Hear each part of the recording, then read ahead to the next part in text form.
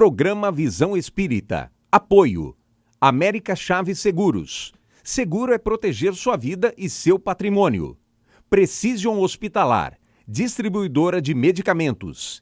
E Livraria Espírita Verdade e Luz. Desde 1959, divulgando o espiritismo em Ribeirão Preto e região. O assunto que vai ser a tônica da nossa conversa é culpa, arrependimento e perdão.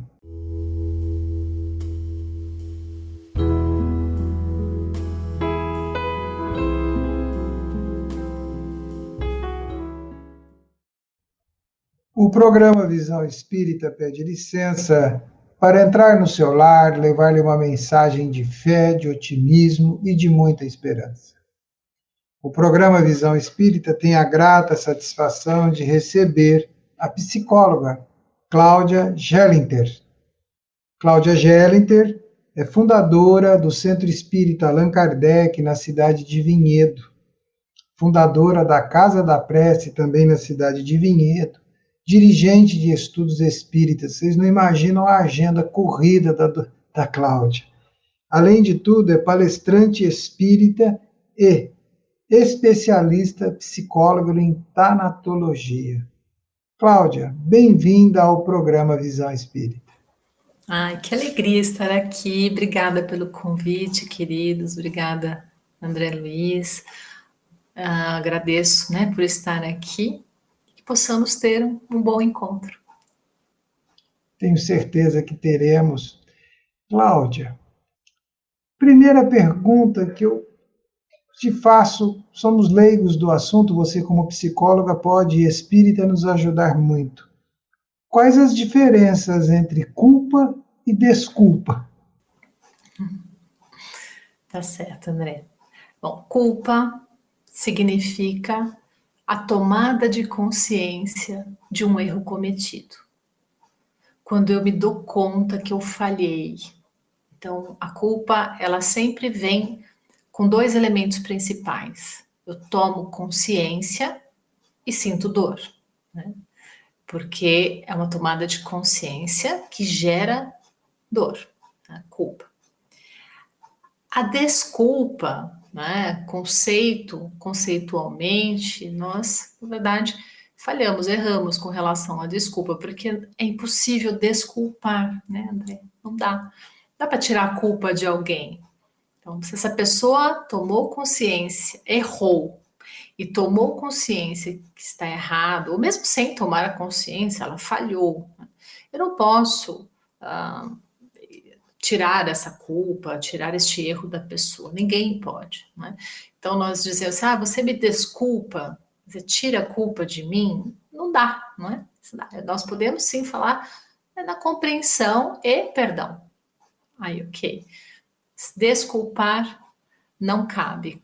Culpa, sim, cabe, e é até um movimento saudável, sabe, André? Às vezes eu vou fazer palestras, e eu pergunto para as pessoas, numa brincadeira, para descontrair, logo no começo eu pergunto, quem aí na plateia sente culpa? Então, timidamente, algumas pessoas levantam a mão, outras não. Aí eu digo, ai, que vocês têm que sentir culpa, porque culpa é sinal de saúde mental. Um psicopata não sente culpa. Então, se você sente culpa, você é uma pessoa reflexiva, que percebe que errou em algum ponto. Agora, os desdobramentos da culpa que podem ser um problema. Você tocou num aspecto, eu acho que vale até refletirmos juntos sobre isso, ou você nos ajudar a entender, que é a questão de consciência. Essa nossa consciência, ela vive estágios, Nós temos estágios de maturidade de consciência, pode-se dizer que temos esses estágios, tem coisas que ontem nós não sentíamos culpa e hoje a gente sente. São estágios de consciência, é isso, Cláudia? Eu costumo sequestrar um conceito que é de um outro psicólogo, Vygotsky, é um psicólogo russo, que ele, na verdade, ele criou uma teoria social, né, dentro da psicologia, mas ligado à pedagogia também, desenvolvimento da inteligência, desenvolvimento psicológico. E ele fala da zona proximal de aprendizagem, né? Zona proximal de aprendizagem seria assim, aquele setor aonde eu estou tranquila, eu aprendi determinado tema, eu já sei, eu domino o tema, mas eu também estou já pronta para aprender novos conteúdos. Essa é a minha zona proximal de aprendizagem. No campo emocional, no campo existencial, é assim. Nós só vamos conseguir nos dar conta, perceber, quando está dentro, né, de uma zona proximal, dentro da nossa possibilidade, né, evolutiva. Hoje nós estamos aqui falando sobre culpa, sobre a reparação, sobre arrependimento, nós estamos falando sobre conceitos elevados, não é? Nós poderíamos estar aqui discutindo, claro, sem internet, mas poderíamos estar aqui tomando, de repente, um chá, conversando, André, e há 200 anos atrás, poderíamos estar discutindo quantos escravos eu comprei, ou quantos você negociou, e esse era um assunto que, ok, na sala de jantar, falarmos sobre escravos, e, enfim, sobre duelos, não é? Não estava na nossa zona proximal de aprendizagem de 2, 3 séculos atrás, né, a questão da escravidão em determinadas raças. Né? Hoje nós já discutimos a escravidão animal, já entrou na nossa zona proximal de aprendizagem essa questão, por conta de uma crise ambiental também, mas não só. Né? A ciência vai avançando e vai mostrando que os animais também tem ali um nível de consciência, de emoções, e as pessoas estão precisando repensar, né, aquilo que antes nem passava pela cabeça, muito menos pelo coração. Então você tem razão, nós vamos sentindo culpa conforme essa consciência vai se ampliando. Mas, como dizia Paulo de Tarso, como disse ele, né, em Romanos, ele comenta a respeito, existem 2 tipos de tristeza, né? Tem uma tristeza que gera vida e uma tristeza que gera morte. Uma tristeza que é de Deus e uma tristeza que gera morte. Então, assim, a culpa, ela pode gerar vida, ela pode gerar transformação. É dessa tristeza que ele falava, a tristeza de Deus, né? Nós sentimos aquela dor, mas é uma dor que pode ser transformadora, pode ser uma grande mestra. E também pode ser que não, né? Dependendo de onde o nosso ego ancora, esta dor, essa tristeza, essa culpa pode nos levar aí para a morte. No caso, a morte no sentido espiritual significa a estagnação, né? Engessamento. Nós seguramos a nossa evolução por conta dessa escolha. Eu paro para pensar às vezes, e até acredito que a nossa amiga telespectadora e o nosso amigo telespectador também pense sobre isso, né? Sobre as diversidades de experiências que nós temos numa existência. É possível que o aprendizado de uma única existência, como nós espíritas somos reencarnacionistas, nós temos o aprendizado de outras experiências, né, que ficam lá no nosso inconsciente ou até no nosso subconsciente. Esses aprendizados, e aqui eu não entro não caracterizo qual aprendizado, eles ampliam a nossa culpa diante das ações, porque representa dizer que eu tenho a culpa, mas eu continuo nas ações, eu continuo desenvolvendo elas. Esses aprendizados, eles vão ampliando essa percepção de culpa, como você bem colocou a questão do escravo, né? A gente conversava antes, você não sentia culpa. Agora, trazendo para coisas muito do momento, de coisas da nossa realidade atual, às vezes a gente ainda trata de alguns assuntos e não sente culpa. Agora, os aprendizados vão ampliando essa percepção de culpa. Quando eu falo aprendizado, inclusive, às vezes, de situações das mais diversas possíveis, né? Isso existe na caracterização da culpa? Sim. E ocorre com frequência, né? Aliás, a vida, ela é maravilhosa, a vida é muito pedagógica, né? A vida é o divino, essa força bendita, essa lei maior, não é, que nos conduz, né, à verdade, à evolução. O que ela ela faz. E aí Jung chamou isso de sincronicidade. Ela vai trazendo eventos e experiências, né, que vão se repetindo, inclusive, como que a nos convidar para uma reflexão maior, para uma possível mudança, né? E, inclusive, precisamos rever, né? Quando a gente fala a palavra pecado, né? A pessoa está em pecado, vamos lá, né?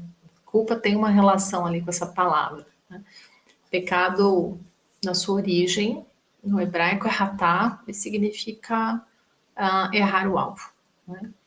Então, quando nós tomamos decisões equivocadas, ou seja, estamos nos afastando da lei divina, que é o amor, que é o bem, né? Situações dolorosas vão surgindo, né?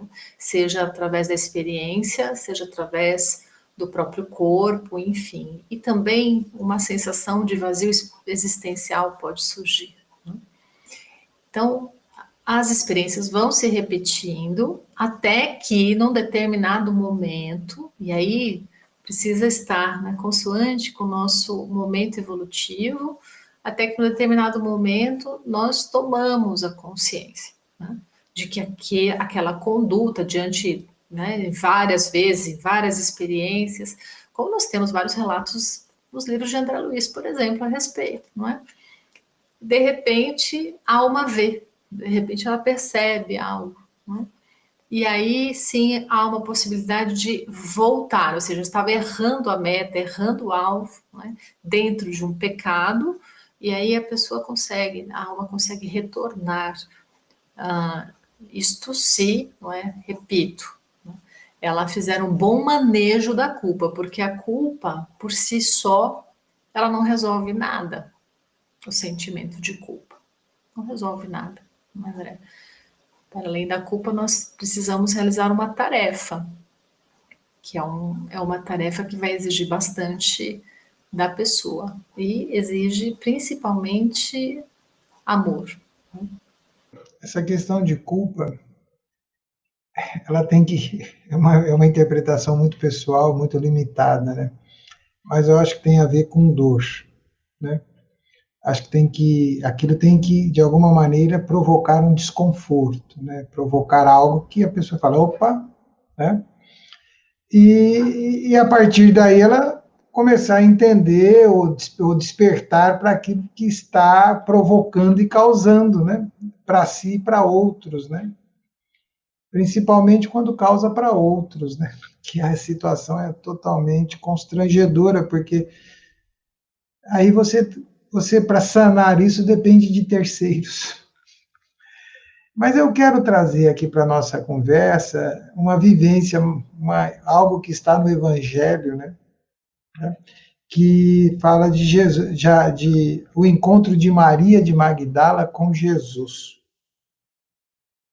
Ela sentia a culpa nos caminhos que ela escolhia, ou que ela tinha, ou que ela vivia até encontrar com Jesus? E por que depois que ela sentiu culpa, como é que foi isso? Porque isso é histórico, é prático, é muito citado em palestras, em exemplos em várias crenças, né?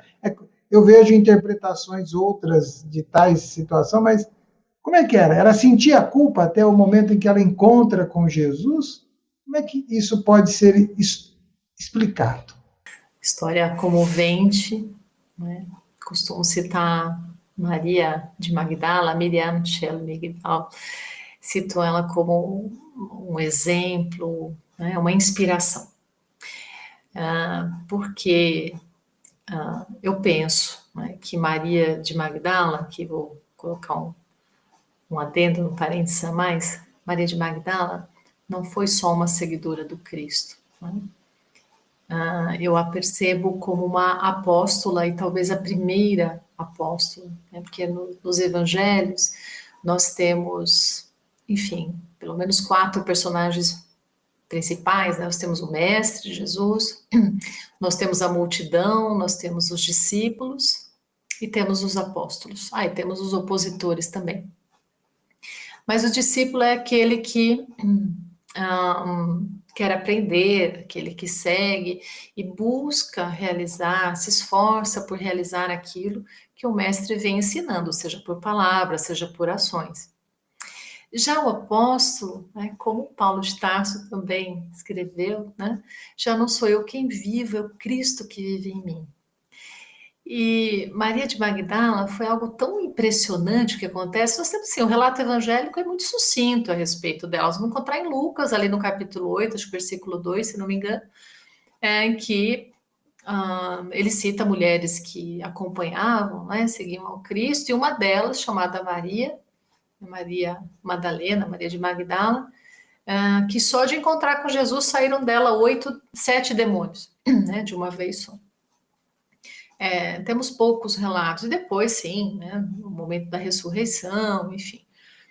Já lendo, né, a obra maravilhosa, né, de Francisco Cândido Xavier, num dos livros, inclusive, o livro acho que preferido dele, que é Boa Nova, né, era o livro preferido dele, nós vamos ter um capítulo sobre Maria de Magdala. E lá, então, né, esse espírito querido, Humberto de Campos, vai comentar que ela estava ali sentindo um vazio. Esse vazio existencial que eu comentei agora há pouco, né? Ela já não se sentia bem naquele cotidiano dela, né? Por mais que ela tivesse possibilidades materiais, físicas, relacionais, existia um vazio, uma melancolia, né, em Maria Madalena.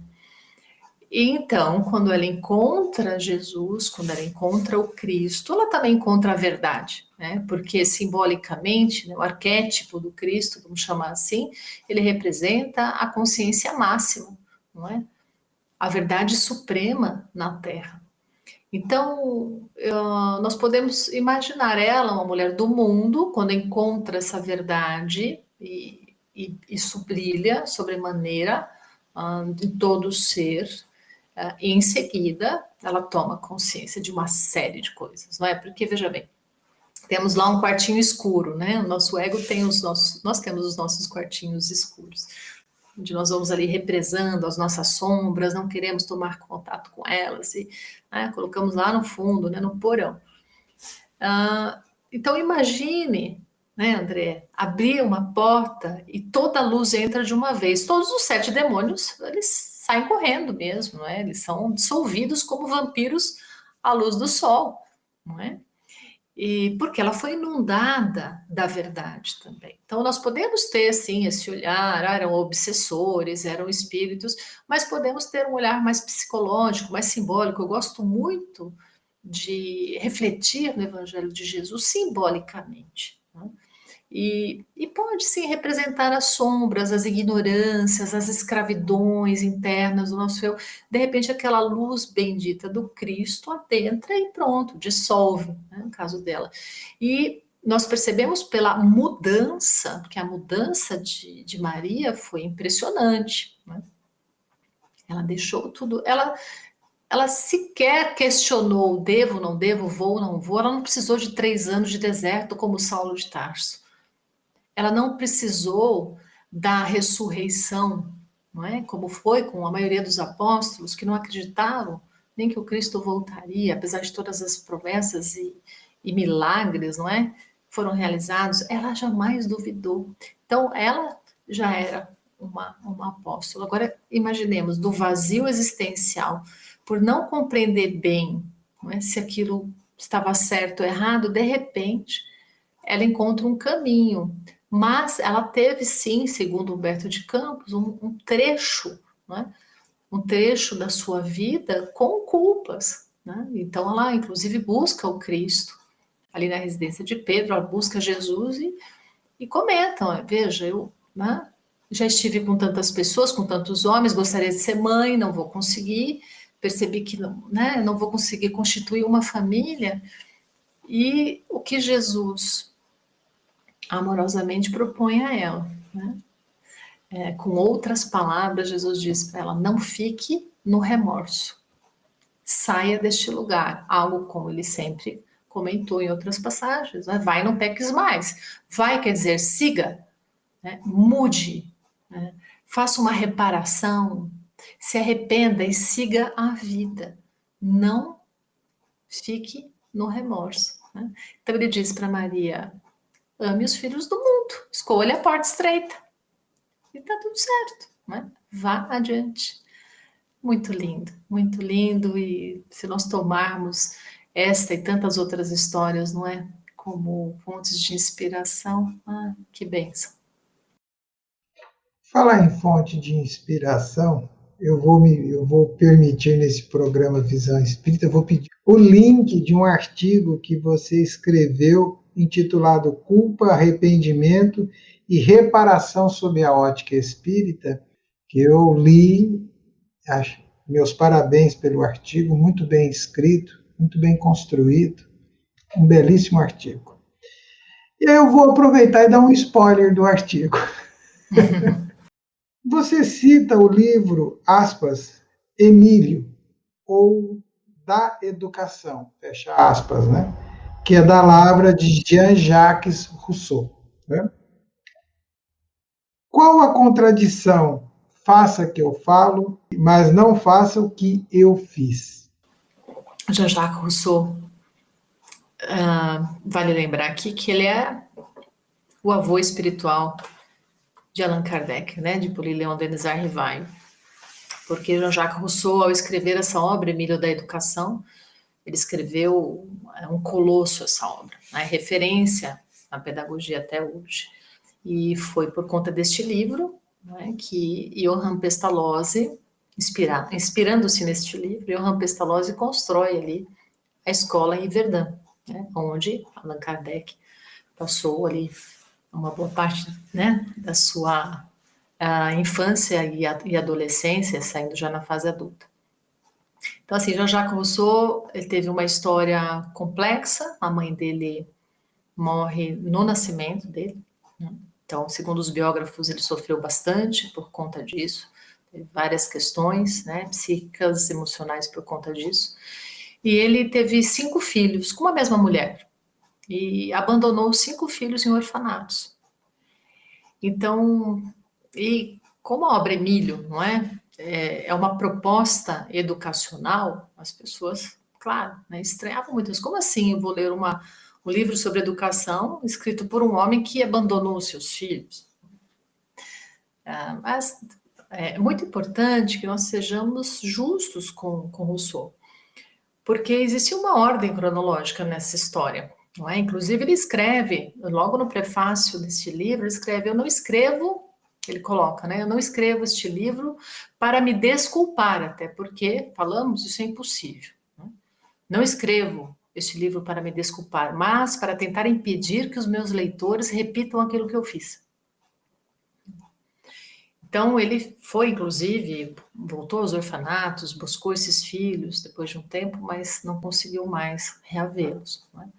E por conta desta culpa, né, por conta desse sentimento, dessa tomada de consciência, então, o que faz Rousseau? Ele diz, bom, não posso mais reparar o que eu fiz, não posso mais ter os meus filhos de volta, mas o meu legado será, né, algo muito especial. Então, ele cria um personagem fictício, que ele dá o nome de Emílio, e ele vai mostrando como que ele educa, né, educaria o Emílio, né, durante toda a vida, formando um cidadão, formando um homem amado, um homem de bem.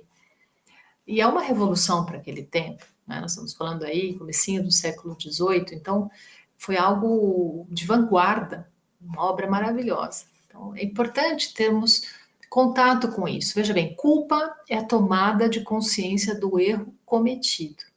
Depois da culpa, André, nós temos 2 caminhos possíveis, né? Um dos caminhos é a reparação, né? Que na origem da palavra arrependimento, aliás, a origem da palavra arrependimento é metanoia, no grego, que significa mudança de mentalidade.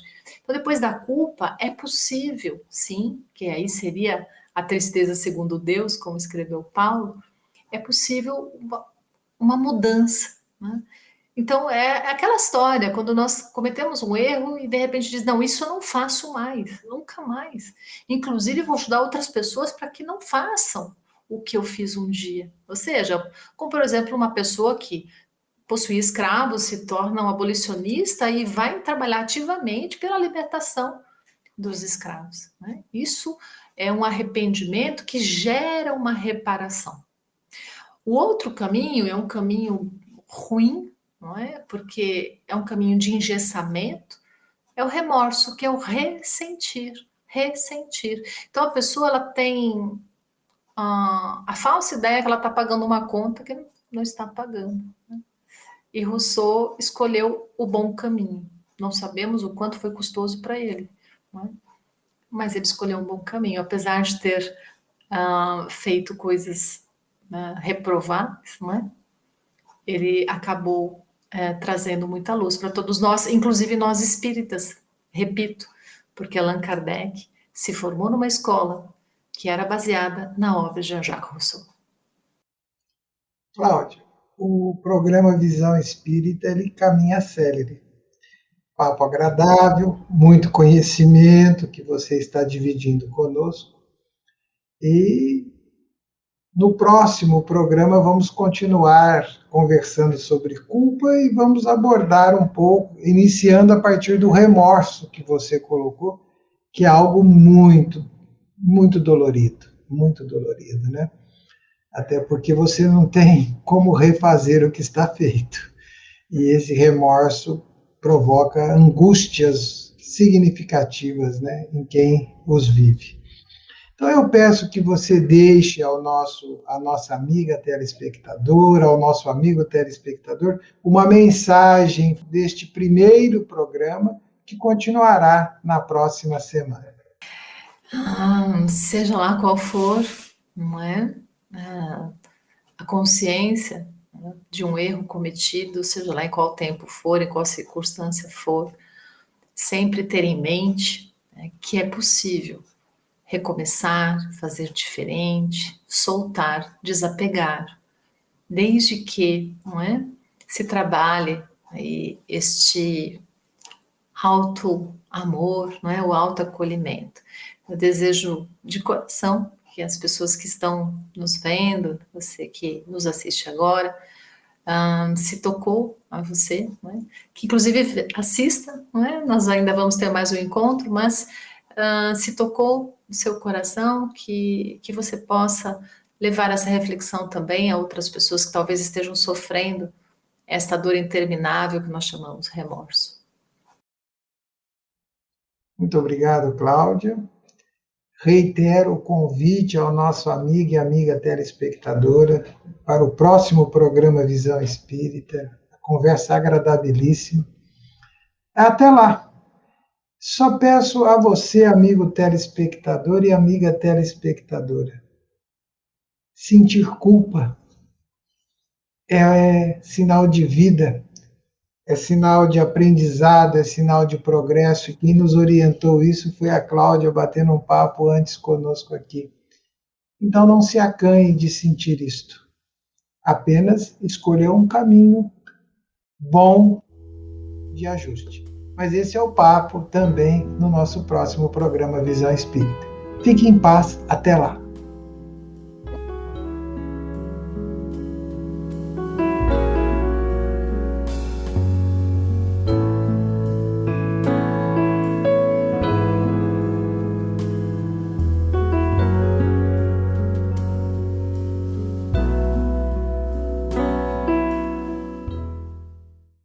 Programa Visão Espírita. Apoio.